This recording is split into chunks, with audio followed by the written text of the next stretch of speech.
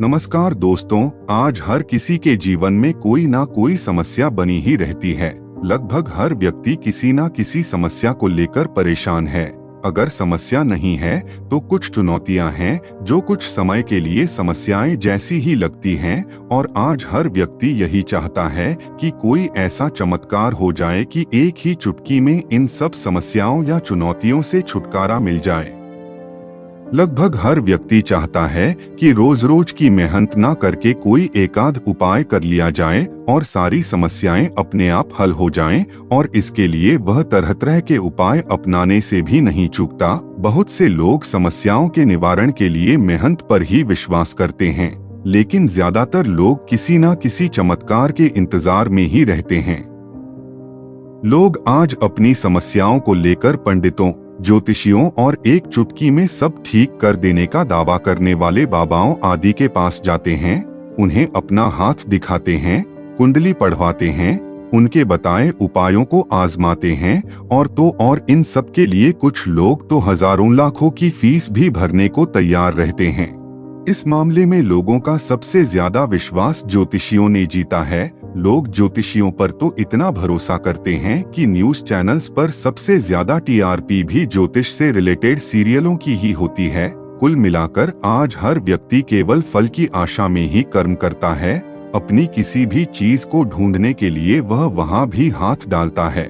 जहां चीज नहीं होती, कोई ज्योतिषी या पंडित किसी व्यक्ति को कोई उपाय बता देता है और व्यक्ति भी उन्हीं के बताए रास्ते पर चलना शुरू कर देता है। पंडित लोगों को कोई विशेष पूजा या टोटका करने, किसी देवी या देवता को कोई विशेष सामग्री चढ़ाने, सूर्य नमस्कार करने या कोई विशेष मंत्र आदि जपने की सलाह दे देते हैं। वहीं बहुत से लोग यह दावा भी करते दिखाई देते हैं कि फलां उपाय करने से उनका इस बड़ी समस्या से पीछा छूट गया या फलां पंडित जी से मिलकर सारे कार्य सिद्ध हो गए। लेकिन क्या वाकई कोई उपाय कर लेने से किसी बड़ी समस्या से छुटकारा मिल जाता है? क्या कोई भी पंडित जो उपाय लोगों को बताते हैं उससे सच में कार्य सिद्ध होने लगते हैं? क्या हमें ज्योतिष आचार्यों पर इतना भरोसा करना चाहिए? मेरे विचार से पंडितों के बताए उपायों में कोई बुराई नहीं है। देखने वाली बात ये होती है कि किस पंडित ने कौन सा उपाय बताया है। यदि उपाय मर्यादित या धार्मिक है तो उसे अंधविश्वास से नहीं जोड़ा जा सकता है, क्योंकि अंधविश्वास अलग है और धर्म या भक्ति अलग। कुछ पंडित या ज्योतिषी अंधविश्वास नहीं फैलाते, वे केवल उन आदर्शों की बात करते हैं जो प्रत्येक मनुष्य को अपने सामान्य जीवन में करने ही चाहिए। आज कोई भी व्यक्ति अपने सामान्य जीवन या रोजमर्रा में उन आदर्शों की अनदेखा कर देता है जो उसे वैसे ही निभाने ही चाहिए। जैसे यदि कोई विटामिन जो हमारे शरीर के लिए बहुत उपयोगी है, यदि हम उसे बिल्कुल नहीं लेते हैं तो एक समय के बाद हमारे शरीर में उस विटामिन की कमी हो जाती है और हमारा शरीर रोगों या बीमारियों से घिर जाता है। जब हम डॉक्टर के पास जाते हैं तो डॉक्टर वही विटामिन दवाई के रूप में हमें दे देता है और उसे लेकर हम ठीक हो जाते हैं। इसी तरह हमारे जीवन में भी कुछ आदर्शों की कमी हो जाती है और उन्हीं आदर्शों को कोई भी ज्योतिष आचार्य उपाय के रूप में हमें करने के लिए कह देते हैं।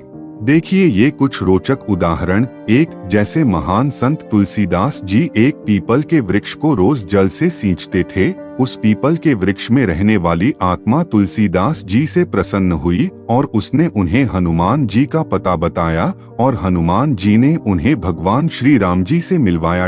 आज कोई भी पंडित पीपल में जल देने के लिए किसी भी व्यक्ति को एक उपाय के रूप में बता देते हैं, क्योंकि प्राकृतिक नियमों के अनुसार हमें उस हर चीज का शुक्रगुजार होना चाहिए जिनसे हमें जीवनदान मिलता है।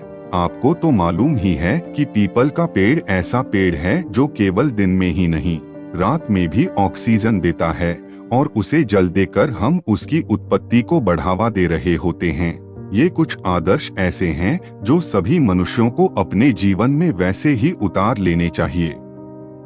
एक सच्चा पंडित लोगों को कार्य सिद्धि के लिए उन आदर्शों को उपायों के रूप में बताते हैं जिन्हें निभाना व्यक्ति भूल जाता है। हमें उन्हीं आदर्शों की पहचान करना है और अपने जीवन में उतारना है। एक और उदाहरण है श्री लक्ष्मण जी का। शबरी जी ने उन्हें प्रेम से अपने जूठे बेर खाने को दिए, जिसे लक्ष्मण जी ने ग्रहण नहीं किया और श्री राम जी और शबरी जी की नजरों से बचाकर उन बेरों को पीछे फेंक दिया। लेकिन श्री राम जी तो ठहरे अंतर्यामी, वे समझ गए। तब क्या हुआ? लक्ष्मण जी को शबरी जी के प्रेम भरे सत्कार का मूल्य चुकाना ही पड़ा।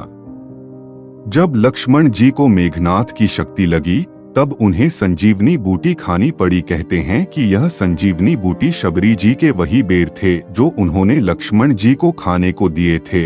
भगवान श्री राम जी ने उन्हें अपनी गोद में लिटाकर उनका मुंह अपने हाथों से खोलकर उन्हें उन बेरों का रस पिला दिया।